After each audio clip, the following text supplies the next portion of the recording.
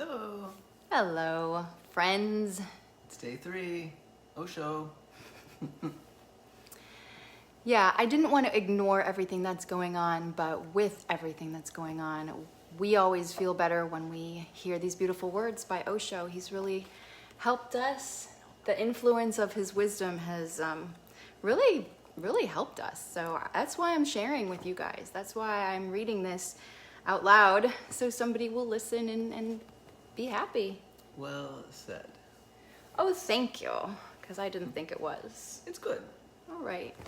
Well, this is November 5th, I believe, and everybody might be having a rough time, so we're sending out love and prayers and hoping for the best.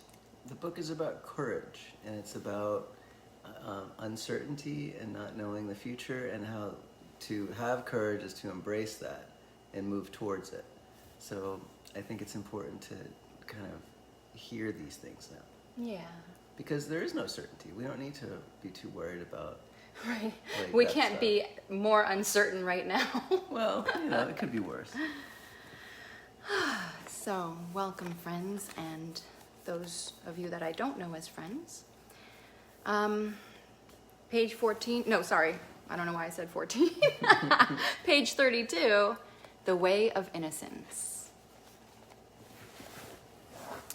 The real question is not of courage. The real question is that the known is the dead and the unknown is the living. Clinging to the known is clinging to a corpse. It does not need courage to drop the clinging. In fact, it needs courage to go on clinging to a corpse. You just have to see that which is familiar to you, which you have lived, what has it given? Where have you reached? Are you not still empty? Is there not immense discontent, a deep frustration and meaninglessness? Somehow you go on managing, hiding the truth and creating lies to remain engaged, involved. This is the question, to see with clarity that everything that you know is of the past. It is already gone. It is part of a graveyard. Do you want to be in a grave, or do you want to be alive? And this is not the question only today. It will be the same question tomorrow and the day after tomorrow. It will be the same question at your last breath. Whatever you know, accumulate information, knowledge, experience. The moment you have explored them, you are finished with them. Now carrying those empty words, that dead load, is crushing your life, burdening your life, preventing you from entering into a living, rejoicing being, which is awaiting you each moment. The man of understanding dies every moment to the past and is reborn again to the future. His present is always a transformation, a rebirth, a resurrection. It is not a question of courage at all. That is the first thing to be understood. It is a question of clarity, of being clear about what is what. And second, whenever there is really a question of courage, nobody can give it to you. It is not something that can be presented as a gift. It is something that you are born with. You just have not allowed it to grow. You have not allowed it to assert itself.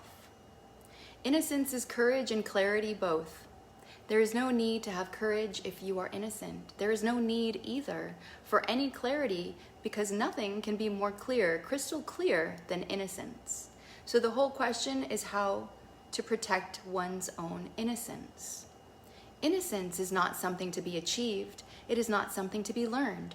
It is not something like a talent, painting, music, poetry, sculpture. It is not like those things. It is more like breathing, something you are born with. Innocence is everybody's nature. Nobody is born other than innocent. How can one be born other than innocent? Both means you have entered the world as a tabula rasa. Nothing is written on you. You have only future, no past. That is the meaning of innocence. So first, try to understand all the meanings of innocence. The first is no past, only future. The past corrupts because it gives you memories, experiences, expectations. All those combined together make you clever, but not clear. They make you cunning, but not intelligent. They may help you to succeed in the world, but in your innermost being, you will be a failure. And all the success of the world means nothing compared to the failure that finally you are going to face, because ultimately, only your inner self remains with you.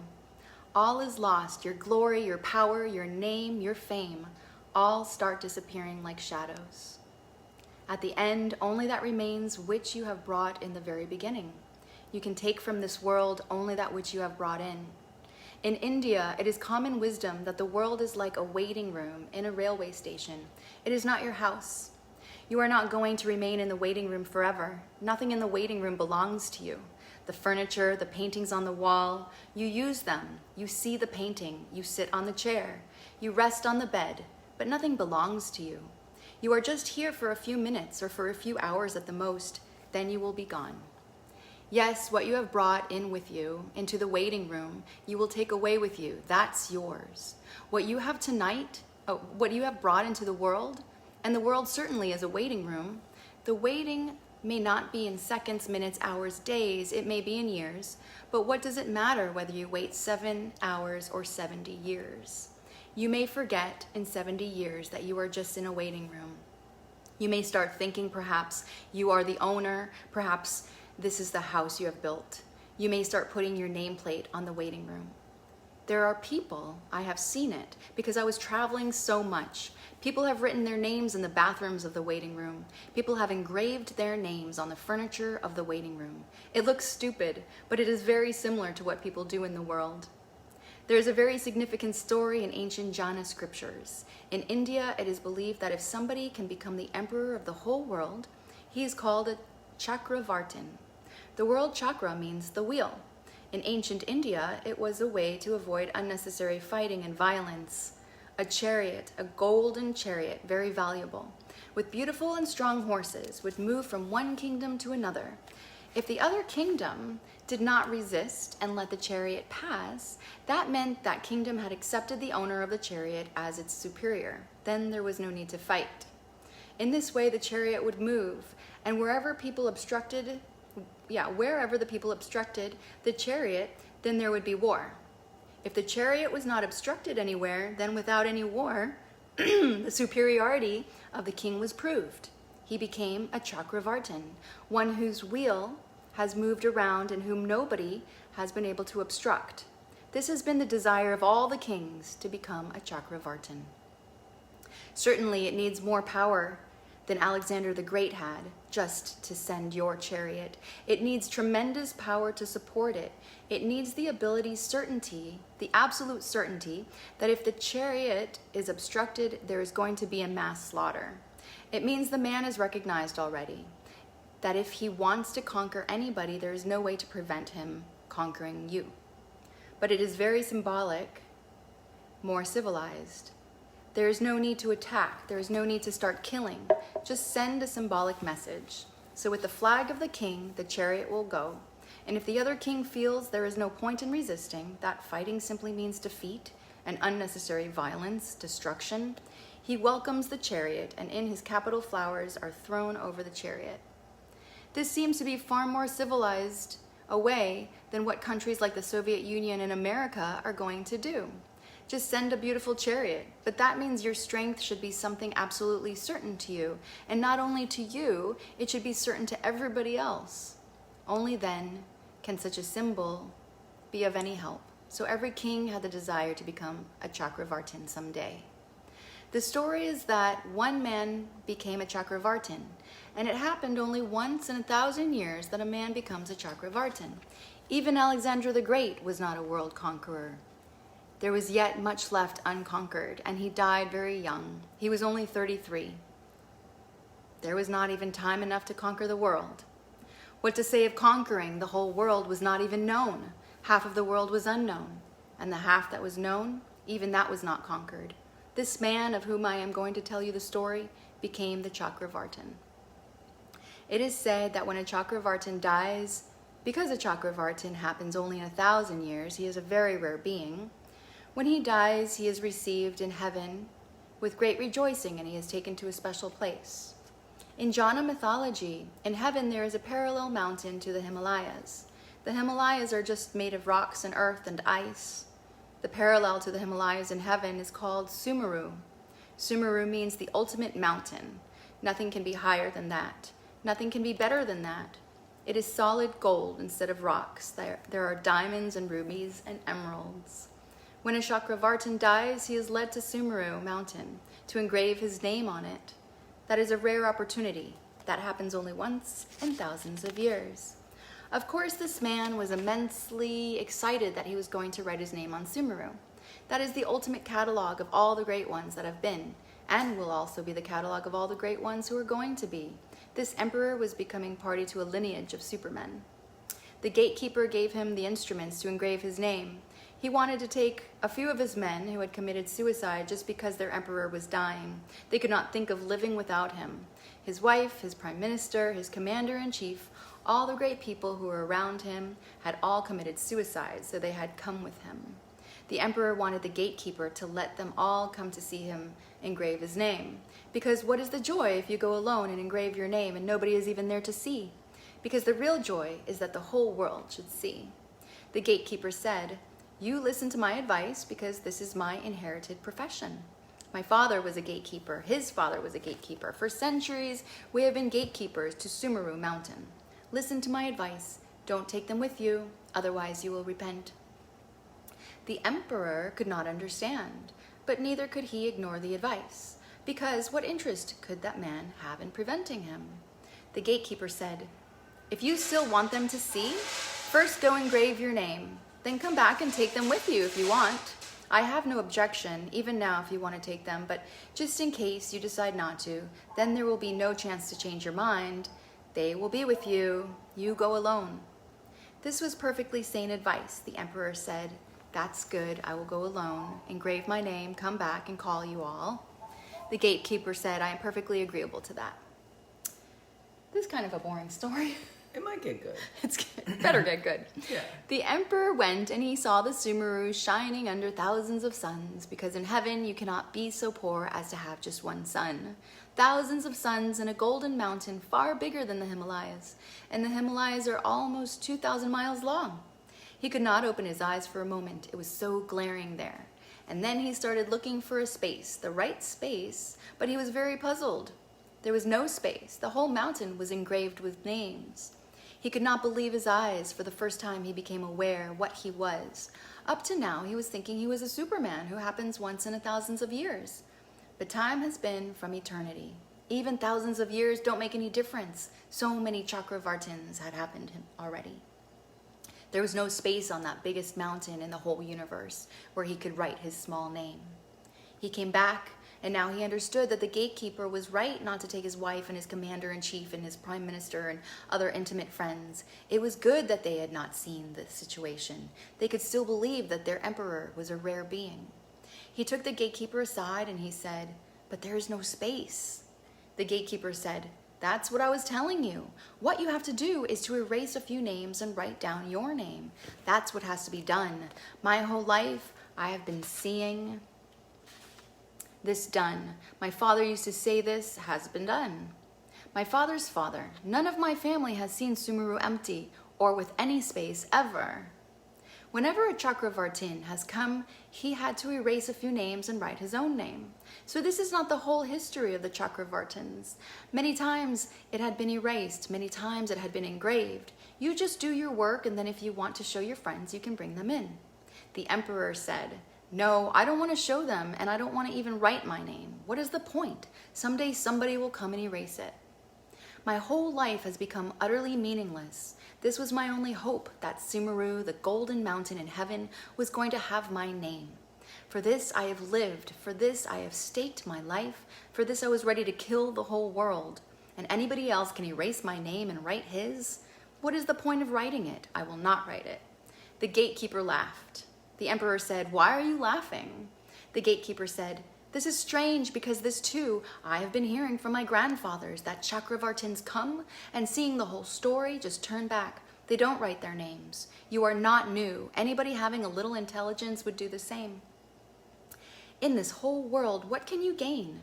What can you take away with you? Your name, your prestige, your respectability, your money, your power, what? Your scholarship?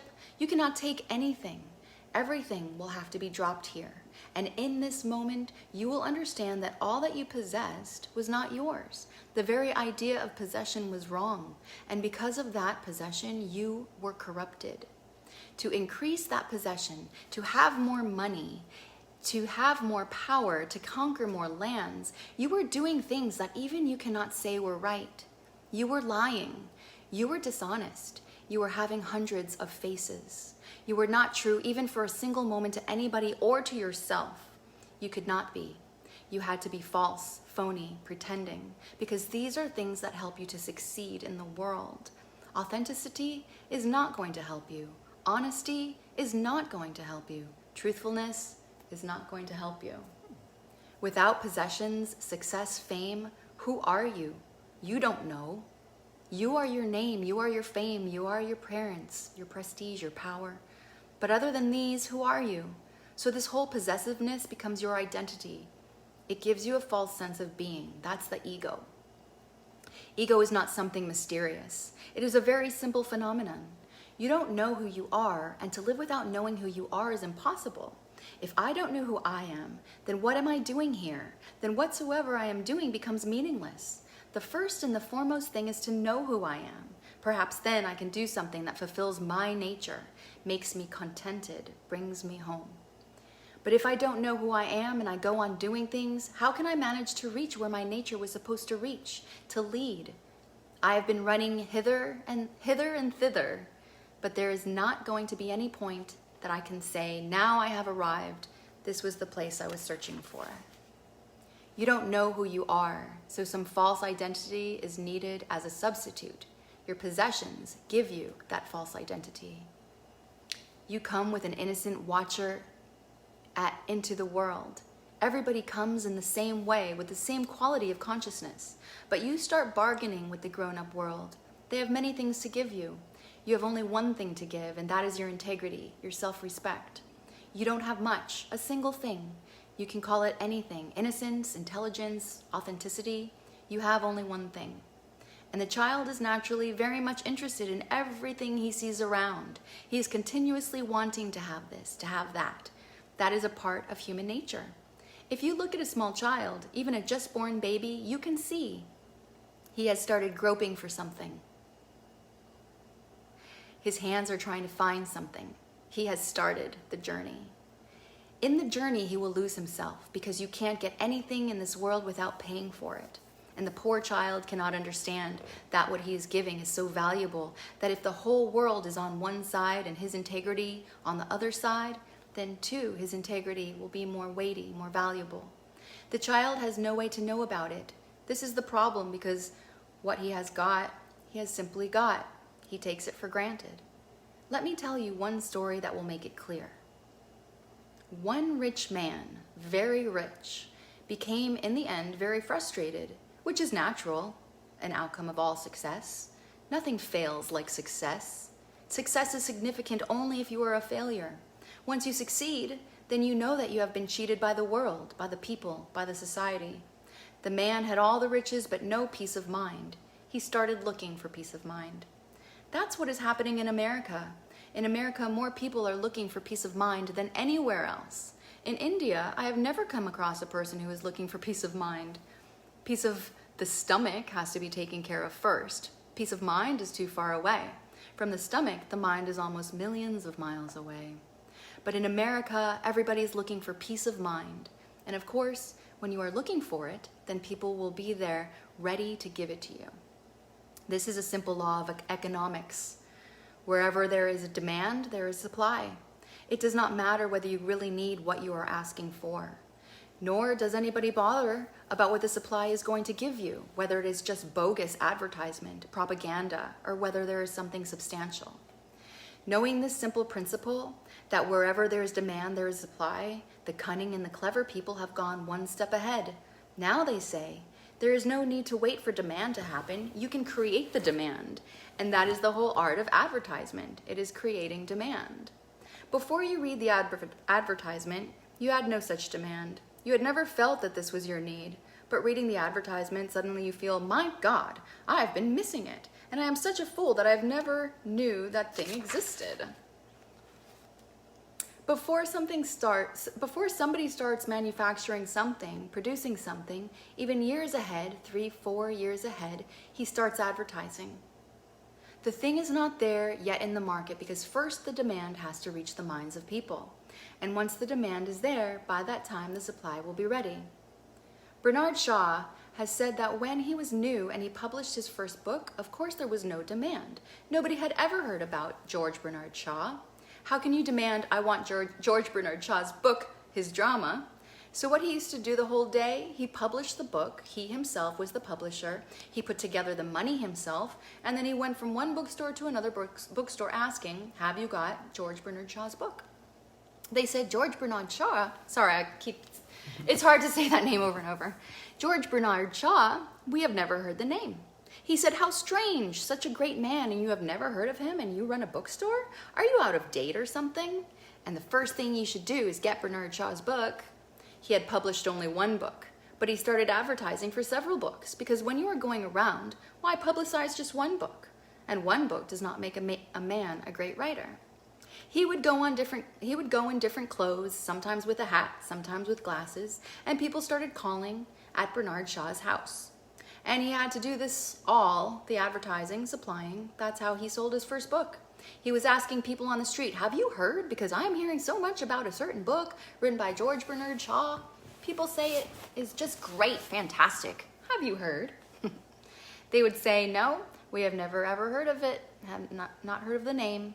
He said, this is strange. I used to think London was a cultured society. And he went to libraries and clubs and every place where there was a possibility to create a demand, and he created the demand. He sold the book, and finally, that's what he was continuously doing. Finally, he became one of the greatest writers of this age. He had created the demand. But if you succeed, there is no need for anybody to create the demand for peace of mind. If you succeed, you lose peace of mind on the way.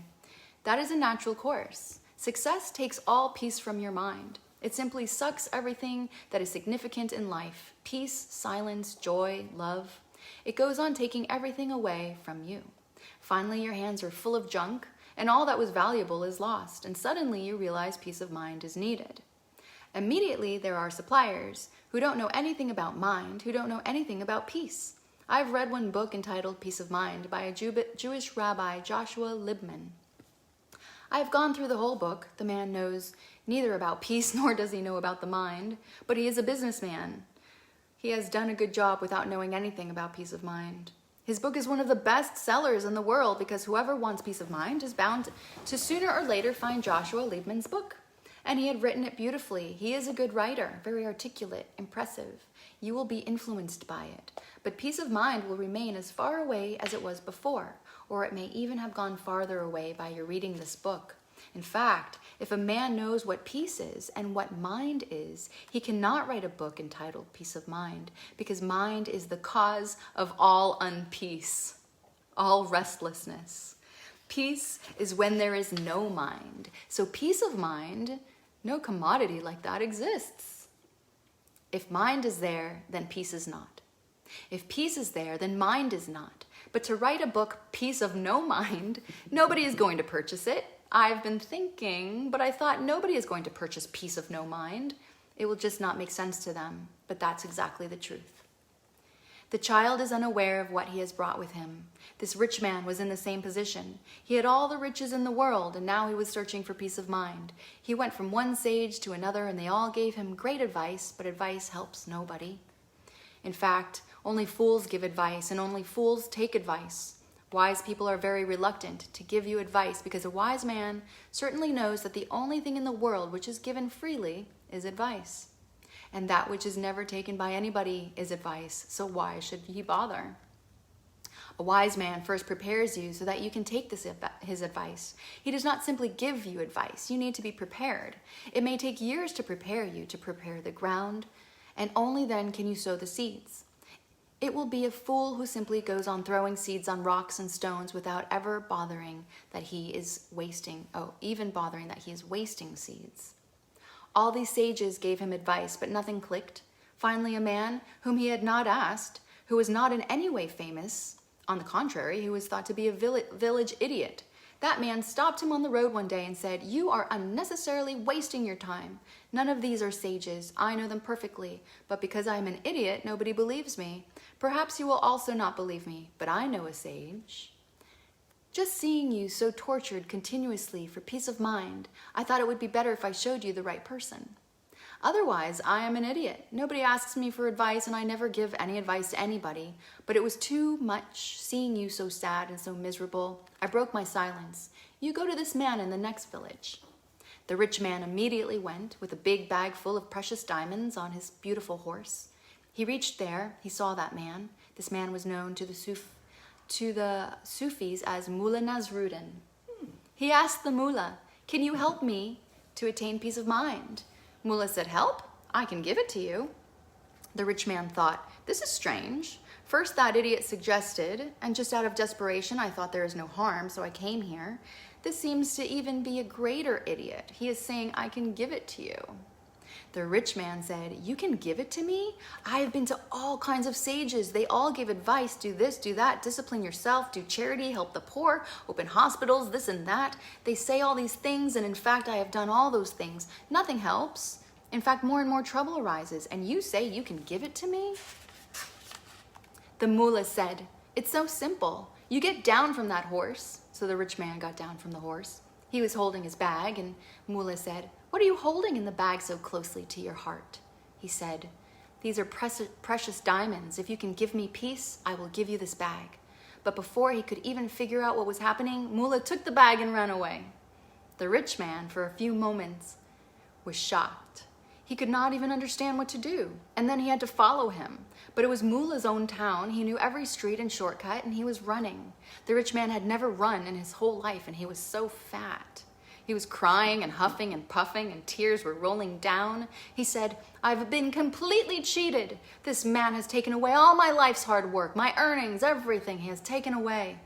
So a crowd followed, and all were laughing. He said, "Are you all idiots? Is this town full of idiots? I've been completely ruined, and rather than catching hold of the thief, you are all laughing." They said, "He is not a thief. He is a very sage man." The rich man said, "That idiot from my village got me into this trouble." But somehow, running, perspiring, he followed Mullah. Mullah arrived back under the same tree where the horse was still standing. He sat down under the tree with the bag, and the rich man came crying and weeping. Mullah said, "You take this bag." The rich man took the bag and put it close to his heart. Mullah said, "How does it feel? Can you feel some peace of mind?" The rich man said, "Yes, it feels very peaceful. You are a strange man. You have strange methods." Mullah said, "No strange methods, simple mathematics. Whatever you have, you start taking it for granted. You just have to be given an opportunity to lose it. Then immediately you will become aware of what you have lost. You have not gained anything new. It is the same bag that you have been carrying with no peace of mind. Now you are holding the same bag close to your heart, and anybody can see how peaceful you are looking. A perfect sage. Just go home and don't bother people." That is the problem for the child, because he comes with innocence and he is ready to buy anything and give his innocence. He is ready to buy any rubbish and give his courage. He is ready to just buy toys. And what else is there in this world except toys? And lose his clarity. He will understand only when all these toys are there in his possession that he can't feel any joy from them, can't see any achievement, any fulfillment. Then he becomes aware of what he has lost, and he himself has lost it. In a better world, every family will learn from children. You are in such a hurry to teach them. Nobody seems to learn from them, and they have so much to teach you, and you have nothing to teach them. Just because you are older and powerful, you start making them just like you without ever thinking about what you are, where you have reached, what your status is in the inner world. You are a pauper, and you want the same for your child also? But nobody thinks, otherwise people would learn from small children. Children bring so much from the other world because they are such fresh arrivals. They still carry the silence of the womb, the silence of the very existence. Always remember, trust in the unknown. The known is the mind. The unknown cannot be the mind. It may be something else, but it cannot be the mind. One thing certain about the mind is that mind is the accumulated known. So for example, if you come across a fork in the road and the mind says, go this way, this is familiar, that is the mind. If you listen to your being, it would like to go to the unfamiliar, to the unknown. The being is always an adventurer. The mind is a very orthodox, very conservative. It wants to move into the trodden path again and again, the path of least resistance. So always listen for the unknown and gather courage to move into the unknown. To grow to your destiny needs great courage. It needs fearlessness. People who are full of fear cannot move beyond the known. The known gives a kind of comfort, security, safety. The known gives a kind of comfort, security, safety because it is known. One is perfectly aware. One knows how to deal with it. One can remain almost asleep and go on dealing with it. There is no need to be awake. That's the convenience with the known. The moment you cross the boundary of the known, fear arises, because now you will be ignorant. Now you will not know what to do, what not to do. Now you will not be so sure of yourself. Now mistakes can be committed. You can go astray. That is the fear that keeps people tethered to the known. And once a person is tethered to the known, he is dead. Life can only be lived dangerously. There is no other way to live. It is only through danger that life attains to maturity, growth. One needs to be an adventurer, always ready to risk the known for the unknown. And once one has tasted the joys of freedom and fearlessness, one never repents, because then one knows what is meant to live at the optimum. Then one knows what it means to burn your life's torch from both ends together. And even a single moment of that intensity is more gratifying than the whole eternity of mediocre living. Woo! So, There you go. that wasn't my favorite, OSHO I thought that was great. Okay. I thought it was really good, and I like the gatekeeper. He's so nice. The gatekeeper was funny, and Mullah Nasruddin is actually a character that Osho uses in all of his books, and he cracks me up because Mullah Nasruddin is so smart but so silly, and it's just a really good teaching tool. It's a nice character. So when Mullah was introduced in this book, I was like, yes, it's Mullah. All right. Well, and I did love that story about the bag of diamonds. Yeah, that was good. Because you can only realize what you've lost once it's taken away. You take things for granted. So that was cool. Mullah running around with those diamonds. Well, we all have diamonds in our heart. We are all born innocent, and it is always a journey to hold on to that innocence and not be toxified by this world. Right? Yeah. Fine. Take care. Bye.